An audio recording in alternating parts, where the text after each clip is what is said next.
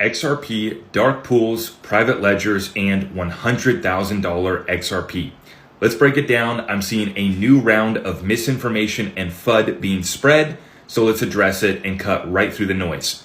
For the people that have been around, I'm not going to be explaining anything that you don't already know, but this is for the new people that are getting scared. They're hearing that their XRP is only at $2 and the institutions are going to get XRP at 100,000 on the private ledger. That's not happening. It's not going to happen. Let me explain. What's now being referred to as dark pools, and this is actually a common name for what are OTC exchanges, over-the-counter trading for institutions. That's what takes place where institutions go to buy and sell away from the public order books. The same thing is done in the stock market. It's done with other cryptos. This is nothing new or specific to XRP. So let's get that out of the way. And I want to make a point. We got to give Ripple credit for being responsible custodians and distributors of XRP. Think about this. Ripple's only been selling XRP over the counter to their institutional partners since 2019, which means they've been able to get rid of their massive supply of XRP without impacting the price negatively. In fact, XRP's pumped tremendously since November, right?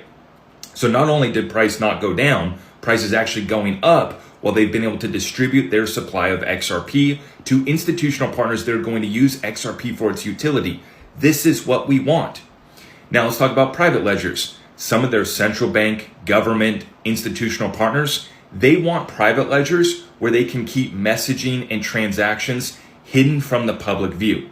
This is nothing special. It's nothing crazy or nefarious. It's just very common. And this is why you see other blockchains like XDC have the same hybrid model where they have a public side of the chain and they have a private side. Same thing that Constellation DAG did with their work with the Department of Defense. The Department of Defense doesn't want their transactions on the public ledger.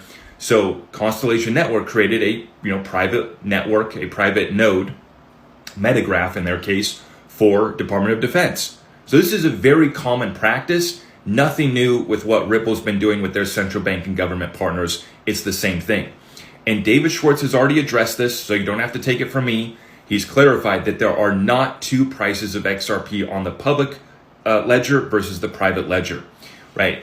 And what folks really need to understand here is why would an institution go pay $10,000 per XRP on the private ledger or even in the OTC dark pools? Why would they do that when it's available on the public market for $2? They won't pay that premium.